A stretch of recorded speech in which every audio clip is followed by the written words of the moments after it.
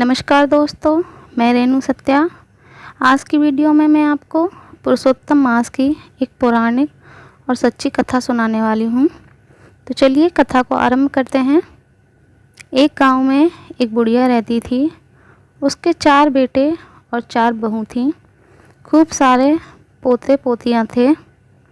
उसके घर में किसी चीज़ की कोई कमी नहीं थी। सभी बहुत खुश रहते थे, क्योंकि बुढ़िया माई ने अपने जीवन काल में पुरुषोत्तम भगवान की बहुत पूजा अर्चना की थी। वह हर तीसरे वर्ष आने वाले पुरुषोत्तम मास में बहुत दान पुण्य करती थी, स्नान आदि कर पूजा पाठ करती थी। इसलिए उसके घर में किसी चीज़ की कोई कमी नहीं थी। लेकिन अब वह बूढ़ी हो चुकी थी और अब भगवान पुरुषोत्तम की पूजा अर्चना नहीं कर पाती थी और ना ही व्रत आदि कर पाती थी। लेकिन वह पुरुषोत्तम मास में जय हो पुरुषोत्तम भगवान की, जय हो पुरुषोत्तम भगवान की रटती रहती थी और अपने बहू बेटों से, पोते पोतियों से भागवत गीता सुनती रहती थी और साथ ही पुरुषोत्तम मास महात्म्य का पाठ भी सुनती रहती थी। ऐसे ही उसके दिन कटते रहते थे। एक दिन उसके बेटे ने उससे कहा कि क्या माई, तू जब देखो तब जय हो पुरुषोत्तम भगवान की, जय हो पुरुषोत्तम भगवान की करती रहती है। तो बुढ़िया माई ने कहा कि मैं पुरुषोत्तम भगवान से मिलना चाहती हूँ, उन्हें खोजना चाहती हूँ। तो बहू और बेटों ने कहा कि ऐसे घर में बैठे बैठे पुरुषोत्तम भगवान थोड़े ही ना मिल जाएंगे। उसके लिए तो साधु महात्माओं की तरह दर दर भटकना पड़ेगा, उन्हें खोजना पड़ेगा, तब वे कहीं जाकर मिलेंगे।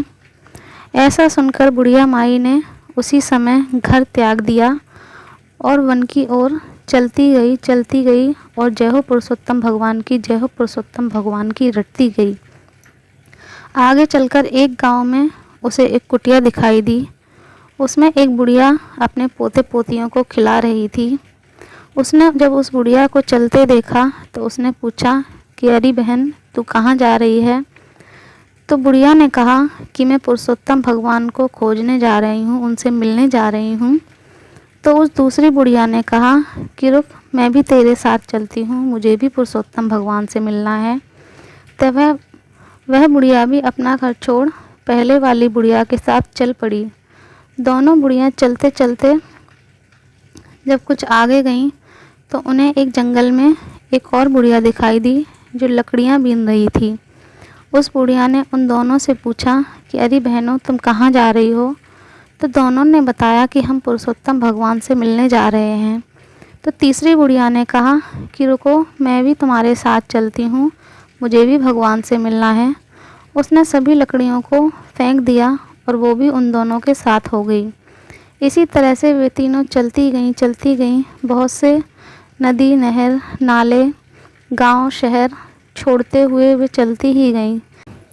जब चलते चलते उन्हें बहुत समय हो गया, कई दिन गुजर गए, तो पुरुषोत्तम भगवान ने सोचा कि क्यों ना इन तीनों बुढ़ियाओं की परीक्षा ली जाए कि ये सच में मुझसे मिलना चाहती हैं या नहीं। तो पुरुषोत्तम भगवान ने थोड़ी दूरी पर चलते हुए उनके रास्ते में नोटों की गड्डियाँ गिरा दी। तो दूसरे नंबर की जो बुढ़िया थी, वो गड्डियों को देख उसके मन में लालच आ गया। सारी गड्डियाँ बटोरकर उसने अपनी साड़ी के पल्लू में बांध ली और गड्डियाँ लेकर अपने घर को चल पड़ी और कहा कि मेरे बच्चे मेरा इंतज़ार करते होंगे, मैं जाती हूँ, मुझे नहीं जाना कहीं पुरुषोत्तम भगवान से मिलने। ऐसा कहकर वह वापस लौट गई। थोड़ी दूर चलकर पुरुषोत्तम भगवान ने सोने की ईंट गिरा दी। तीसरे नंबर की बुढ़िया के मन में भी लालच आ गया और वह वो ईंट उठाकर बोली कि अरे बहन, मेरे बच्चे भी मेरा इंतज़ार कर रहे होंगे, मुझे ढूंढ रहे होंगे, मुझे भी कहीं नहीं जाना, मैं तो घर वापस जा रही हूँ। और सोने की ईंट लेकर वह भी अपने घर वापस चली गई। अब पहले वाली बुढ़िया चलती गई। रास्ते में पुरुषोत्तम भगवान ने उसके लिए हीरे मोती की पोटलियाँ गिरा दी। उन पोटलियों को उस बुढ़िया ने देखा तक नहीं, बस वह पुरुषोत्तम भगवान का नाम रटते हुए चले ही जा रही थी। पुरुषोत्तम भगवान ने जब ये देखा कि वास्तव में ये बुढ़िया मुझसे मिलना चाहती है, तो वे एक विमान में आए और उस बुढ़िया को दर्शन दिए। उन्होंने उस बुढ़िया से कहा कि हे बुढ़िया माई, मैंने तेरे लिए हीरे मोतियों की इतनी पोटलियाँ गिराईं, तू उन्हें लेकर वापस क्यों नहीं गई? क्यों तू इस जंगल में भटक रही है? तो बुढ़िया माई ने कहा कि हे भगवान, मुझे कुछ भी नहीं चाहिए। मैं तो इस मोह से दूर होना चाहती हूँ। मैं इस जन्म मरण के बंधन से मुक्त होना चाहती हूँ। मुझे सिर्फ़ आप चाहिए। मैं सिर्फ़ आपके साथ जाना चाहती हूँ। ऐसा सुनकर भगवान पुरुषोत्तम ने उस बुढ़िया को अपने विमान में बिठा लिया और उसे लेकर वैकुंठ को चले गए। तो इस प्रकार पहले वाली बुढ़िया ने बिना कोई लालच किए पुरुषोत्तम भगवान की पूरी श्रद्धा के साथ वंदना की, उनकी पूजा अर्चना की और कोई लालच नहीं किया, तो उसे वैकुंठ का वास मिला।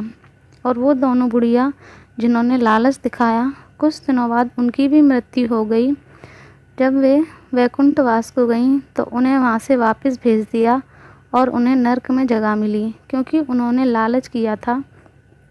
तो इस प्रकार जो भी पुरुषोत्तम मास में पुरुषोत्तम भगवान की पूजा अर्चना कर, व्रत आदि करता है, स्नान आदि कर, दान करता है, उसका कई गुना पुण्य फल मिलता है।